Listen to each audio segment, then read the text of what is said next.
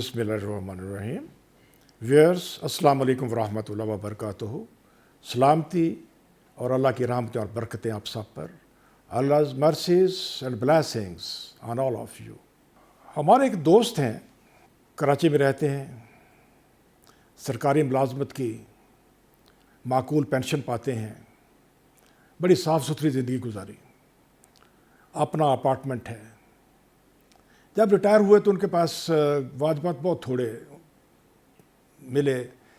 اسلام آباد میں رہنا چاہتے تھے, لیکن یہاں کی جو پرائسز ہیں پراپرٹی کی وہ آپ کو سب کو اس کا اندازہ ہے.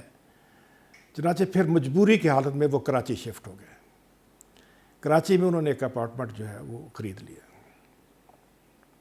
ان کا ایک بیٹا, صرف ایک ہی اولاد, بیوی فوت ہو چکی تھی. اپارٹمنٹ خریدتے ہی انہوں نے وہ اسے اپنے بیٹے کے نام کر دیا. جو جاب کرتا تھا اور اپنی اس نے کولیگ سے شادی کر رکھی تھی اور اس کے 3 بیٹے تھے ماشاءاللہ. ہمارے دوست بزرگوار گھر کا تمام سودا سلف خود لاتے, گھر کے بل وہ خود دیتے, اخباروں کتابوں کی لگن تھی, یا پوتوں کے ساتھ وقت گزارتے تھے. Independent, total independent life. مگر وہ محسوس کرتے تھے کہ یار میرا, اکثر بات کرتے کہ میرا وجود گھر میں ناقابل برداشت ہوتا جا رہا ہے. بہو ایک بات کرتی ہے تو بیٹا 2 باتیں کر سناتا ہے, اور وہ بیٹا میرا ہے لیکن ہر ماسٹرز وائس بن کے رہ گیا ہے. اس کی منہ میں بیوی کی زبان ہے. ایک روز شکایت کی کہ یار کل تو حد ہی ہو گئی. عرض کی کہ کیا ہوا جناب؟ فرمایا کہ اسلام آباد سے میری بہو کے پیرنٹس کراچی آ رہے تھے, تو میرے پاس تشریف لائیں, کہنے لگے کہ بابا انہیں جائے ذرا ایئرپورٹ سے آپ لے آئیں, کیونکہ کوئی گاڑی نہیں مل رہی, کوئی اور ٹیکسی بھی اویلیبل نہیں ہے, اور پیڈ جو سواری ہے وہ بھی نہیں ہے, تو آپ ذرا انہیں ایئرپورٹ سے لے آئیں. تو میں نے کہا کہ بی بی ایئرپورٹ سے میں کیسے لے آؤں؟ میں تو گاڑی 2-4 کلومیٹر سے زیادہ چلا ہی نہیں سکتا, نہ میں چلاتا ہوں, میں تو اپنی مجبوری کے تحت کہیں ادھر ادھر نکلتا ہوں, میں تو ڈرائیور ہی نہیں ہوں.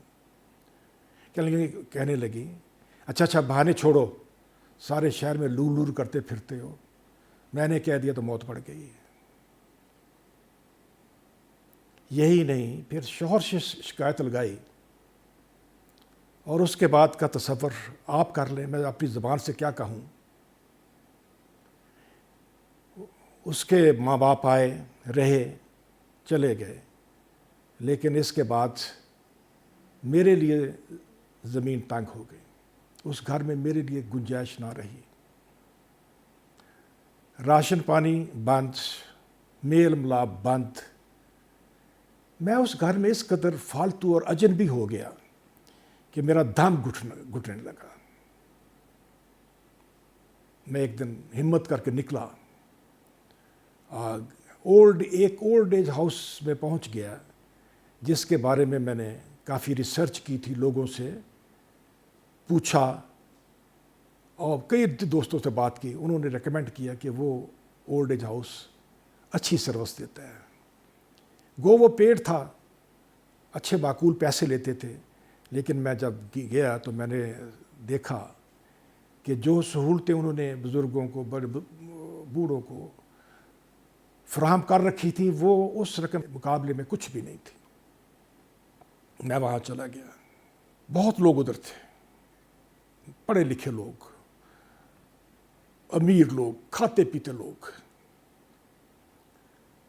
ہماری آپس میں گپ شپ خوب ہوتی تھی.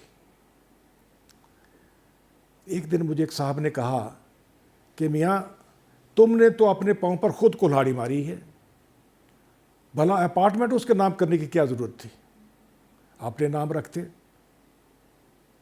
میں نے کہا یار کیا کروں, میرا مزاج یہ ہے کہ میں جیب میں پڑی ہر چیز کو اپنے اوپر بوجھ سمجھتا ہوں. اس کے نام کر دیا کہ چلو قصہ تمام ہوا.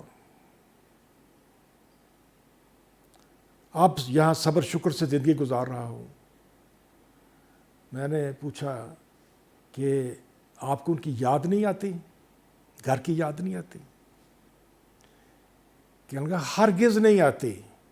ہاں البتہ مجھے ایک خیال ضرور آتا ہے کہ میرا تو ایک تھا, اس کے 3 ہیں, تیرا کیا بنے گا کالیا.